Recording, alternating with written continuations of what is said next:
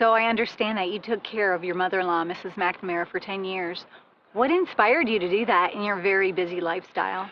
Well, first of all, Donna, I think the choice to bring her into our home came by me very naturally because my grandfather had his mother-in-law live with him. Mm-hmm.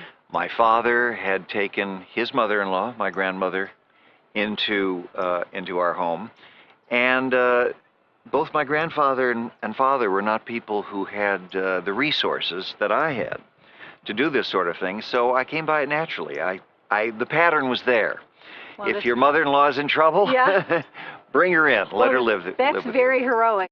Some people don't have the nice mother-in-law I did, and Right. that had a lot to do with it. Okay. Had she been a witch, she would have not have lasted more than a couple of weeks. And I'm being perfectly honest. But it's She was a heroic. very decent, lovely lady. Memory loss is and dementia is a very specific sort of thing, because some people have called it the Chinese water torture of caregiving. Right. That is to say, you answer a lot of the same questions over and over and over again. Absolutely. One night when I said to my wife very loudly, because I was always including Mom in these conversations, "When are we going to sleep together again?"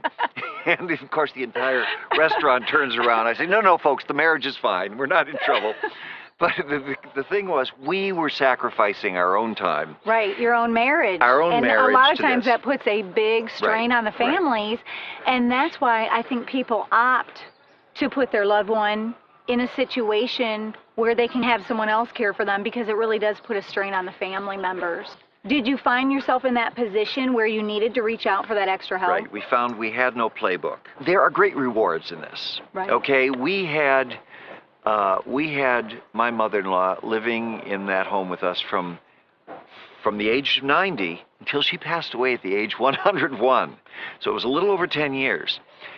And in that time, I think there are great things that generations can learn from each other. Right. So I think it was exciting simply to have that multi-generational thing in the family.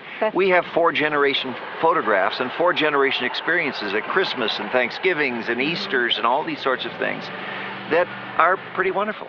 I guess in conclusion, if there's any takeaway from this, is that caregiving can be challenging, but with help for the caregiver, a sense of spontaneity, a sense of humor, and always trying to maintain a feeling of joy and love and what are the alternatives, Right. I think it's doable.